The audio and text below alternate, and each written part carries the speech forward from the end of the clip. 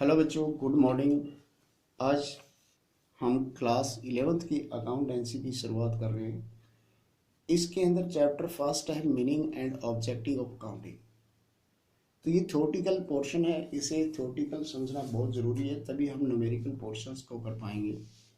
तो इसके अंदर meaning and objective of accounting ये फर्स्ट चैप्टर है, और इसकी स्टडी करने से हमें जो जानकारी प्राप्त होगी, एक तो नीड फॉर अकाउंटिंग के बारे में हमें जानकारी यहाँ से प्राप्त होगी, meaning of counting, characteristic of counting, objective of counting, financial जो फंक्शंस ऑफ काउंटिंग है वो क्या है, distinctions between the book keeping, accounting and accountancy में डिफ्रेंसिएशंस है, उसकी जानकारी यहाँ से प्राप्त होगी। Type and branches of counting है वो क्या है, accounting as source of informations, users of counting informations, advantage of counting and limitations of accounting and quantitative characteristic of accounting informations आदि की जो जानकारी है वो हमें इस चैप्टर से प्राप्त होने वाली है।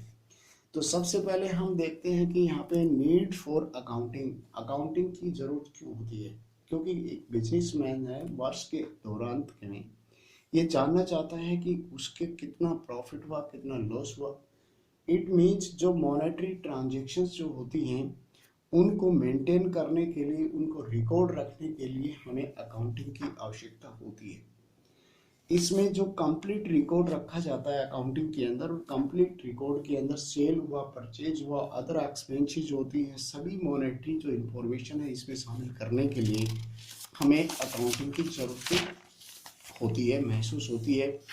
अब हम यहाँ पे बात करते हैं कि मीनिंग ऑफ अकाउंटिंग क्या है। कि देखिए, जो बिजनेस के अंदर वेरियस टाइप ऑफ इंफॉर्मेशन जो होती हैं, जो बिजनेस के एंगल से बहुत इंपॉर्टेंट होती हैं, लेकिन अकाउंटिंग का मतलब है कि जो मॉनेटरी टर्म्स की या मॉनेटरी ट्रांजेक्शन जो बिजनेस की होती है उन्हें सबसे पहले अकाउंटिंग के अंदर कलेक्ट किया जाता है, समराइज उनकी समरी तैयार की जाए, एनालाइजिंग करना, उनका विश्लेषण किया जाता है, और उसके साथ साथ रिपोर्ट तैयार की जाती है एक बिजनेस की। क्योंकि हमें यहाँ पर वेरियस टाइप ऑफ इंफॉर्मेशंस की ज़रूरत होती है और अकाउंटिंग वो प्रोवाइड करने में सक्षम होती है। यह तो इसके बाद अगर हम मीनिंग्स के ऊपर देखें तो अकाउंटिंग इंफॉर्मेशंस को क्या करती है, कलेक्टिंग करती है, समराइज करती है, एनालिसिस रिपोर्टिंग तैयार करके वो बिजनेस की इंफॉर्मेशंस को कलेक्ट करने में मदद करती है। तो इस प्रकार से इसकी कुछ जो कैरेक्टरिस्टिक्स हैं वो हमारे सामने आती है। अब उन कैरेक्टरिस्टिक्स में अगर हम देखें तो सबसे पहले हम ये देखते हैं कि accounting is an art as well as a science. Accounting की एक करैक्टरिस्टिक है, एक विशेषता है कि ये एक आर्ट के रूप में भी देखा जाता है इसको, और एक साइंस के रूप में देखा जाता है। तो यहाँ पे आर्ट के रूप में अगर देखें तो आर्ट किसे कहते हैं, आर्ट एक वो टेक्निक है जो पूर्व निर्धारित जो उद्देश्य होते हैं उन्हें प्राप्त करने में मदद करती है।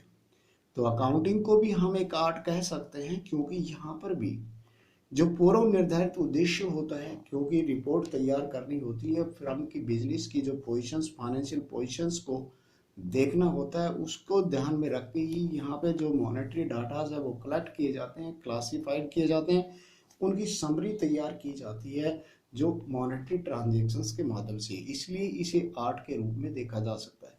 दूसरा, साइंस की अगर बात करें तो साइंस एक ऑर्गेनाइज्ड बॉडी होती है जहाँ पे कुछ बेसिक प्रिंसिपल्स जो होते हैं उन्हें यूज किया जाता है। तो यहाँ पर भी जो अकाउंटिंग को भी हम साइंस के रूप में देख सकते हैं, क्योंकि ये भी एक ऑर्गेनाइज्ड बॉडी ऑफ नॉलेज होती है, और यहाँ पर भी सर्टन जो प्रिंसिपल्स हैं ऑफ अकाउंटिंग स्टैंडर्ड के माध्यम से यहाँ पर यूज किए जाते हैं। इसलिए accounting as a art as well science के रूप में देखा जा सकता है। तो अब दूसरी इसकी कैरेक्टरिस्टिक्स पे चलते हैं। तो recording of financial transactions only, यहाँ पे केवल जो बिजनेस के अंदर जो वेरियस टाइप की जो ट्रांजैक्शंस होती हैं उन सभी को इसमें शामिल नहीं किया जाता। केवल जो मॉनेटरी नेचर्स की जो ट्रांजैक्शंस होती हैं, फाइनेंशियल कैरेक्टर की होती हैं, उन्हें ही यहाँ पर रिकॉर्ड रखा जा सकता है। बाकी की ट्रांजैक्शंस को इसमें से दूर कर दिया जाता है। जैसे कि अगर फॉर एग्जांपल एक प्रोडक्शंस मैनेजर्स और इसके अंदर सेल्स मैनेजर्स के बीच के अंदर अगर कोई झगड़ा पैदा हो जाता है, कोई डिस्प्यूट होता है, तो वो बिजनेस के लिए काफ़ी नुकसानदायक है, उसका ध्यान में रखना बिजनेस के लिए ज़रूरी है। लेकिन यहाँ पर उसका कितना नुकसान होगा, इससे कितना उसका होगा, ये इसकी कोई वैल्यूएशन नहीं होती। तो इसलिए इसे क्या है कि हम इसके अंदर अकाउंटिंग के अंदर शामिल नहीं कर सकते, क्योंकि यहाँ पर केवल मॉनेटरी ट्रांजेक्शन्स जो रिकॉर्ड है उसे शामिल किया जाता है। दूसरा नंबर थर्ड के ऊपर अगर हम आते हैं तो यहाँ पे देखिए इसकी करेक्टरिस्टिक के रूप में ये कहता है कि record in terms of money. कोई भी ट्रांजेक्शन्स है, कोई भी डील होती है बिजनेस में जो होती है, अगर हम सेल करते हैं, परचेज करते हैं, 10 टन माल खरीदा, 15 टन माल खरीदा, वेरियस टाइप ऑफ क्वांटिटी हम खरीदते हैं, तो उन क्वांटिटी को यहाँ पर अकाउंटिंग के अंदर रिकॉर्ड नहीं रखा जाएगा, केवल उसकी जो वैल्यू होती है उसे ही यहाँ पर कंसिडर किया जाएगा। 10 लाख का माल खरीदा, 20 लाख का माल खरीदा, ये हम शामिल करेंगे, लेकिन ये नहीं कह सकते कि 15 टन माल का खरीदा, 20 टन माल का हमने उसके अंदर रिकॉर्ड रखें। तो यानी कि it means record in terms of money के अंदर रखा जाता है। तो ये भी इसकी करेक्टरिस्टिक है। उसके बाद में आ जाता है नंबर फोर्थ जो करेक्टरिस्टिक है, वो है इसकी क्लासिफाइंग करना। जो मॉनेटरी ट्रांजेक्शन जो कलेक्ट की जाती हैं, जो जर्नल और सब्सिडरी बुक की सहायता से, उन्हें फिर क्लासिफाई किया जाता है। क्लासिफिकेशंस का मतलब एक वो प्रोसेस के अंदर डालना जिसमें एक नेचर की आइटम को एक नेचर की जगह उसको लेके जाना सेपरेट, और इस तरह से जो वेरियस अकाउंट्स जो खोले जाते हैं जहाँ पे उन्हें हम लेजर के रूप में देखते हैं। सेपरेट जो अकाउंट्स है जो ओपन किए जाते हैं लेजर के अंदर, वो हर व्यक्ति का हो सकता है, चाहे जो कस्टमर हो, चाहे सप्लायर्स हो, चाहे का एक्सपेंडिचर्स हो, चाहे इनकम हो, सभी का सेपरेटली अकाउंट खोल के उन्हें क्लासिफाई किया जाता है ट्रांजेक्शन्स को जो मॉनेटरी नेचर्स की होती है। उसके आगे हम समराइज करना, यानी कि ये भी काम अकाउंटिंग का ही आता है, ये भी इसकी करेक्टरिस्टिक है। समराइज का मतलब एक वो आर्ट होती है जो कि जो डाटा इस तरह से रिप्रेजेंट करे जिससे कि आसानी से समझा जा सके, जिन्हें आसानी से जो यूजर्स है और जो मैनेजमेंट है वो एक दूसरे को उसको डाटास को कंसेप्ट को क्लियर कर सकती है। इसमें जो समझने के लिए हमें जो रिपोर्ट तैयार किया था बैलेंसिंग ऑफ लेजर, उसके अंदर हम तैयार करते हैं, उसमें ट्रायल बैलेंस बनाया जाता है और ट्रायल बैलेंस के हिसाब से फाइनल अकाउंट है वो तैयार किए जाते हैं, जिसके अंदर हम trading profit and loss count और बैलेंस शीट को शामिल करते हैं।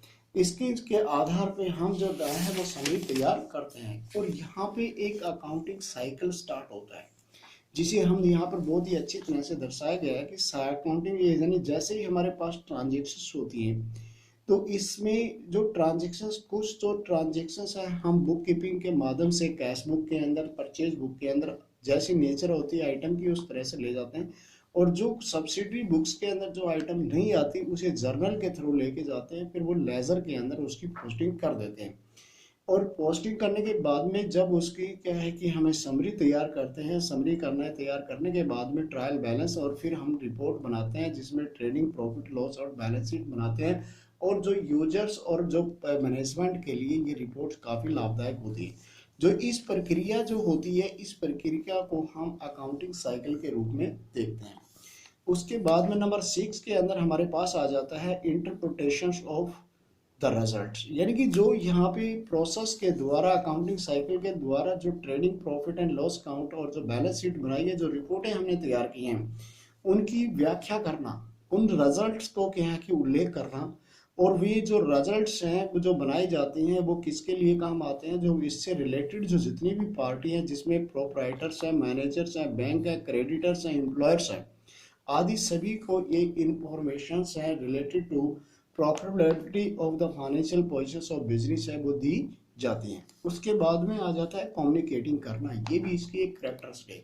Communicate accounting functions also including A communications of financial datas. यहाँ पे जो डाटा जो हमारे पास फाइनेंशियल आते हैं उनका आपस में कम्युनिकेट करना, इंडिविजुअल्स जो रिक्वायरमेंट होती है उनके द्वारा पूरी की जाती है।